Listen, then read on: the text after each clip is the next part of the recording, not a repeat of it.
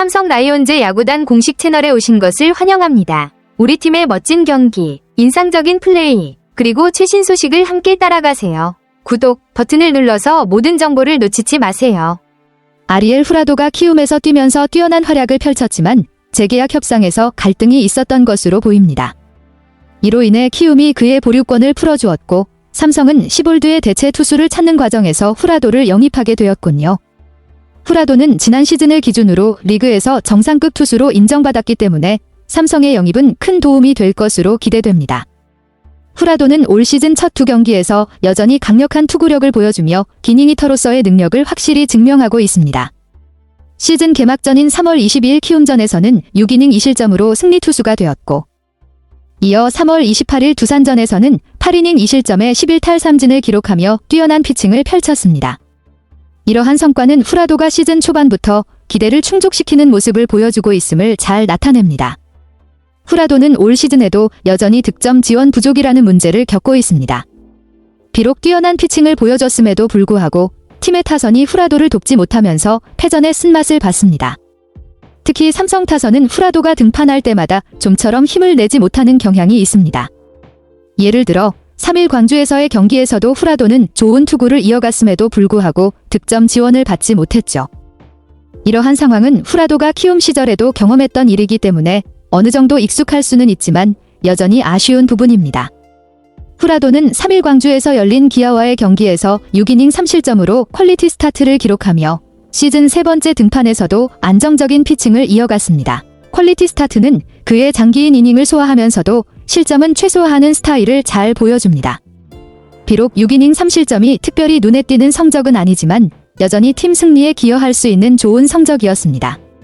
그러나 이날도 아쉽게 득점 지원을 받지 못한 후라도는 상대 선발인 제임스 네일이 더 뛰어난 피칭을 보여주면서 경기를 리드한 상황이었습니다. 후라도의 좋은 피칭에도 불구하고 타선의 지원 부족은 여전히 문제로 남아 있습니다. 삼성은 이날 제임스 네일의 뛰어난 투구에 제대로 대응하지 못했습니다. 네일의 투구 내용이 매우 좋았고 특히 5회까지는 제구력이 완벽에 가까웠습니다. 삼성 타자들은 네일의 빠른 템포와 정교한 공에 맞서기 어려워 보였고 그로 인해 쉽게 공략할 수 없었습니다. 투구수를 늘려서 네일을 빨리 마운드에서 몰아내는 전략이 필요했지만 네일의 완벽한 제구와 안정적인 피칭 덕분에 타자들이 머리를 굴려도 실질적인 공격을 펼치기 힘든 상황이었습니다. 이런 경기에서는 기다리는 것만으로는 힘든 상황이었죠. 후라도에게도 아쉬운 장면이 있었습니다. 1회 2사주자 없는 상황에서 나성범과의 풀카운트 승부 중 몸쪽으로 던진 패스트볼이 매우 가까운 공이었지만 자동볼 판정 시스템에서는 스트라이크로 인정되지 않고 볼넷을 내줬습니다.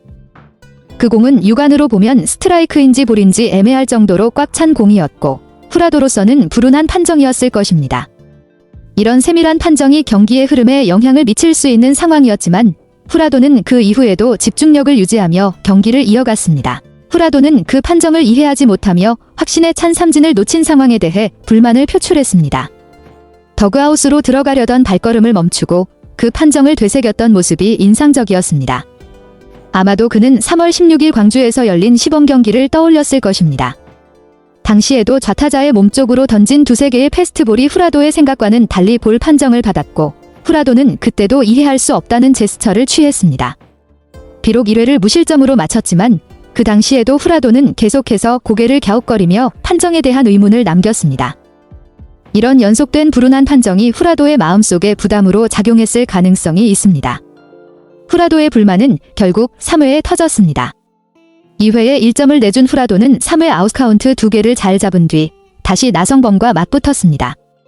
볼 3개를 연달아 던진 후 4구째 나성범의 몸쪽으로 패스트볼을 던졌고 이 공도 볼 판정을 받았습니다. 1회 마지막 공보다 타자 쪽으로 약간 더 붙은 공이었지만 후라도는 그 공도 스트라이크로 생각했습니다. 그가 불만을 가진 이유는 만약 1회 마지막 공이 볼 판정을 받았다면 이번 공도 당연히 볼이 되어야 한다고 생각했기 때문입니다. 포수 강민호 역시 아쉬운 표정을 지었고 두 사람 모두 판정에 대해 의문을 제기한 것으로 보입니다. 이런 일련의 상황은 후라도에게 분명히 큰 불만으로 작용했을 것입니다. 후라도는 결국 자신의 감정을 억누르지 못하고 홈플레이트를 향해 고함을 지르며 불만을 표출했습니다.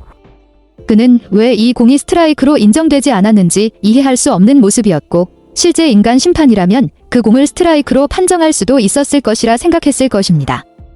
하지만 자동볼 판정 시스템 ABS은 시범 경기 1회, 3회 때와 동일한 기준을 적용하고 있었고 후라도의 패스트볼은 수평적인 움직임이 뛰어나지만 포수 미트에 들어간 지점이 스트라이크 존을 정확히 통과하지 못했을 가능성이 있습니다.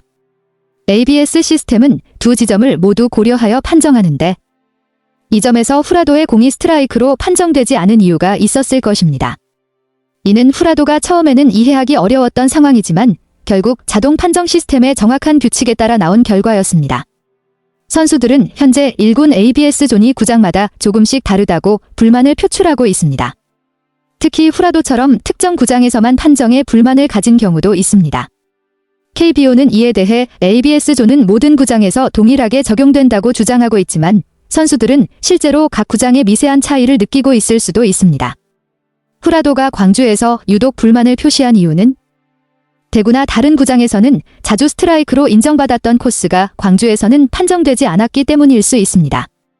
실제로 후라도가 다른 구장에서 이 정도로 불만을 터뜨린 적은 없었던 만큼 그가 느낀 차이가 특히 광주에서 두드러졌을 가능성이 큽니다. 이러한 차이는 선수들에게는 매우 민감한 문제일 수 있으며 경기 결과와 직결되는 중요한 요소로 작용할 수 있습니다. 후라도는 평정심을 빨리 찾아야 했지만 그 후 흔들리며 위즈덤과 이우상에게 각각 8구 승부 끝에 볼넷을 내주었습니다. 결국 2사 후 볼넷 3개로 만루에 몰리면서 후라도답지 않은 모습을 보였죠. 신중하게 던지려는 태도가 오히려 투구에 부담을 주었고 그 결과 중요한 순간에 실점하게 되었습니다. 2사 만루에서 변우혁에게 2타점 좌전 적시타를 맞고 허탈한 표정을 지었던 후라도는 결국 타선의 득점 지원을 받지 못해 패전 요건을 벗어나지 못했습니다.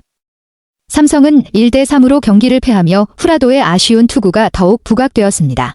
삼성 라이온즈 야구단 채널을 시청해주셔서 감사합니다. 앞으로도 흥미진진한 경기와 최신 정보를 계속해서 전해드리겠습니다. 다음 영상에서 만나요.